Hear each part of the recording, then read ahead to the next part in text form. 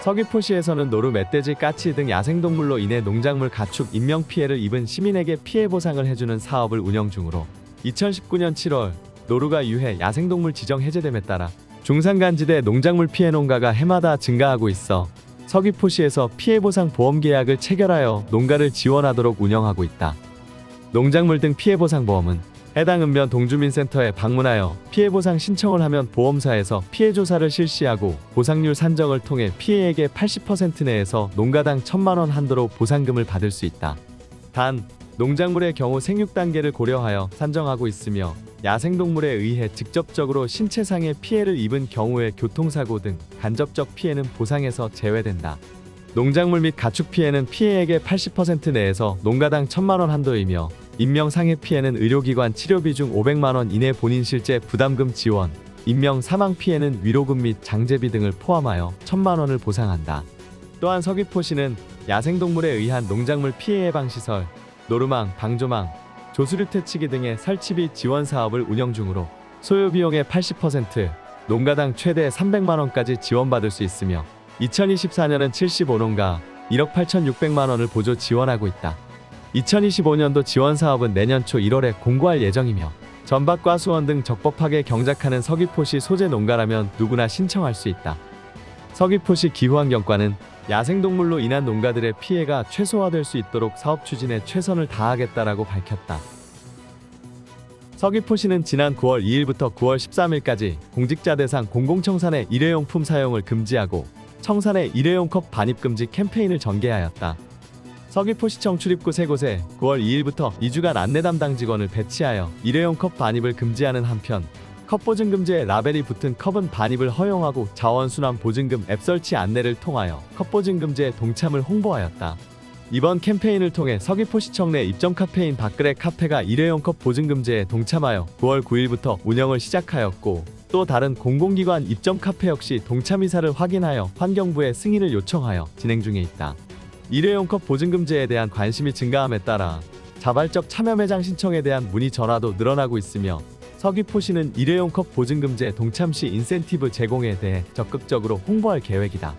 일회용 컵 보증 금지의 원활한 운영을 위해 시청 내 일회용 컵 간이무인 회수기를 추가 설치하여 현재 총 2대를 운영 중이며 재활용 도움센터 10개소의 간이 회수기를 순차적으로 추가 설치 중이다. 서귀포시 관계자는 이번 캠페인으로 일회용 컵 보증 금지 확산에 긍정적인 효과를 불러왔고 일회용 컵 사용을 자제하고 텀블러 사용 문화를 정착시키기 위해 시청 내 텀블러 세척기 추가 설치를 고려하겠다고 밝혔다. 서귀포시는 양봉산업의 활성화와 산림의 공익적 기능 증진을 위해 상반기에 하반기 3억 5천만 원을 투입하여 밀원수림 조성 사업을 추진한다고 밝혔다. 지난 상반기에 식재한 4,000본 나무의 활착이 양호함에 따라 남원읍 수막리 민학 일대 17헥타르 규모의 약 3억 5천여 원을 투입하여 밀원수종인 떼죽나무와 쉬나무 1만 4천여 본을 추가 식재한다. 이번 사업을 통해 넓은 면적의 밀원수림을 조성하여 꿀벌들의 생육 환경 개선을 통한 식물의 수분 활성화로 산림 생태계의 다양성 촉진뿐만 아니라 갑작스러운 환경 변화에도 안정적인 꿀 생산으로 양봉농가의 소득 안정과 양봉산업 활성화에 큰 도움이 될 것으로 기대된다. 꿀벌은 식물의 수분을 도와 생태계의 생물 다양성을 촉진하는 역할을 한다.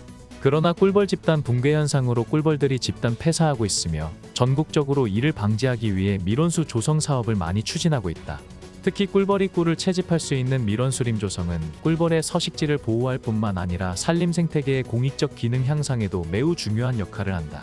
또한 서귀포시는 탄소 저감 및 다기능적 산림 자원을 향상시키기 위하여 약 1억 원을 들여 대정읍 일과리와 도순동 산림 10헥타르의 황칠나무, 종가시나무 등 1천여 본을 식재하는 하반기 조림 사업을 함께 추진한다. 김영철 서귀포시 공원녹지과장은 꿀벌의 생육 여건을 개선하여 양봉농가의 소득 증대에 기여하기 위해 지속적으로 밀원수를 식재하도록 노력할 것이라고 밝혔다. 서귀포시는 귀뚜라미 그룹과 지난 9월 24일 화요일 서귀포시청에서 지역인재 장학금 기탁식을 가졌다.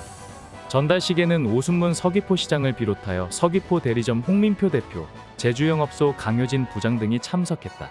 귀뚜라미 장학금 지원 사업은 지난 1985년부터 이어진 귀뚜라미 그룹의 대표적인 사회공헌 사업으로 서귀포시 지역사회 발전과 인재 양성을 위해 지원하게 되었다.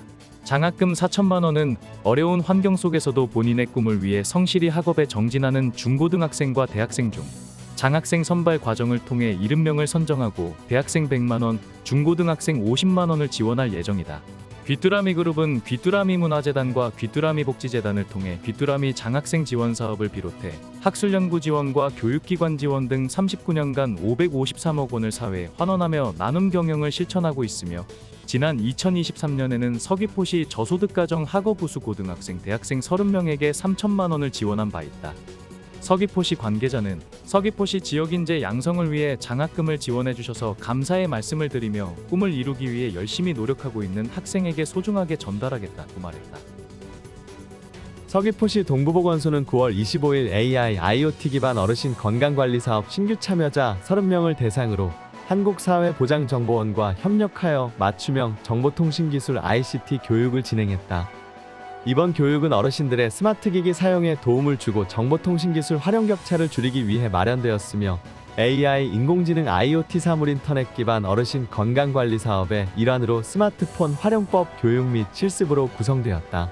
AI IoT 기반 어르신 건강관리 사업은 건강증진 접근성이 낮은 어르신에게 비대면 건강관리 서비스를 제공하며 5종의 스마트기기, 스마트워치, 체중계, 혈압계, 혈당계, AI 스피커를 활용한 건강 모니터링을 지원하는 사업이다.